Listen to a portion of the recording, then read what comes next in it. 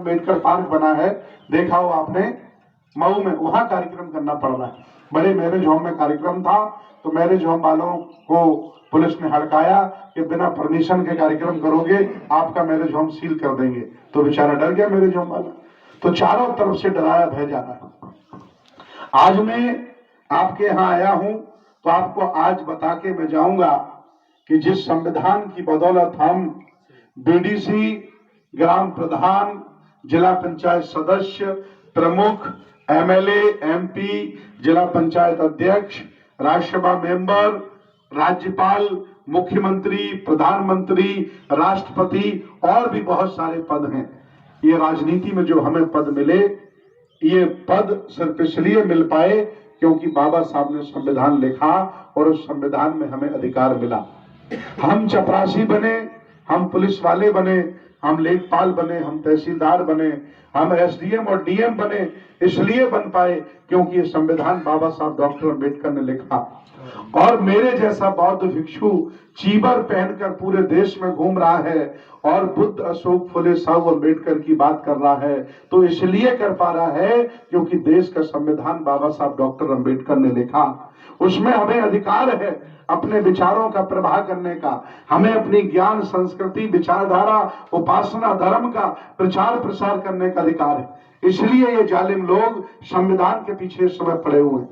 और मैं आपको बता दूं, लगातार उनकी सरकारें हैं, इन सरकारों में संविधान को लागू करना तो छोड़ो, उन्होंने इतने संशोधन कर दिए हैं कि लगभग आधा संविधान उन्होंने खोखला कर दिया है। आज अगर थोड़ा बहुत इन्हें डर है, हम पर वो अत्याचार नहीं कर रहे हैं, जुल्म ज्यादती नहीं कर रहे हैं, तो सिर्फ इसलिए डर है कि संविधान लागू है। इसलिए इन्होंने पहले मीडिया को अपने कब्जे में लिया, हाई कोर्ट, सुप्रीम कोर्ट को कब्जे में लिया, देश के अरबपतियों को अपने कब्जे में लिया। अब वो गरीब लोग, जो रोटी दाल खाने वाले लोग हैं, जो रोज कमाने खाने वाले लोग हैं, उनको आटा दाल चावल बांट करके उनको भी गुलाम बनाने की वो फिराक में।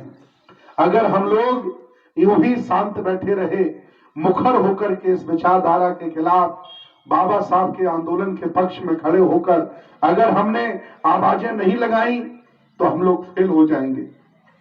और याद रखना, ये बाबा साहब का आंदोलन, ये महापुरुषों की लड़ाई किसी एक जात बिरादरी की लड़ाई नहीं है। और जो इसे एक जात बिरादरी की लड़ाई मानता है वो बाबा साहब और अम्बेडकर, बाबा साहब और बुद्ध, फुले के विचारों का हत्यारा है। ये लड़ाई उन सभी लोगों की है जो कमेरा हैं, जो शोषित हैं, जो वंचित हैं, जो कमजोर हैं, जो पिछाड़े गए, जिनको द्रोंद करके कमजोर बनाया गया। मैं हर बार कहता हूं, आज फिर कहूंगा कि हम लोग कोई गरीब लोग नहीं हैं, हम लोग कोई अछूत और छोटे लोग नहीं हैं। हम इस देश भारत के पुराने राजा महाराजा हैं। ये देश बनाया हमने है, ये देश चलाया हमने है। तक्षशिला, नालंदा, उदनपुरी, विक्रमशिला जैसे बड़े बड़े विश्वविद्यालय हमने बनाए हैं। हमारे पुरखों ने ये देश आगे बढ़ाया।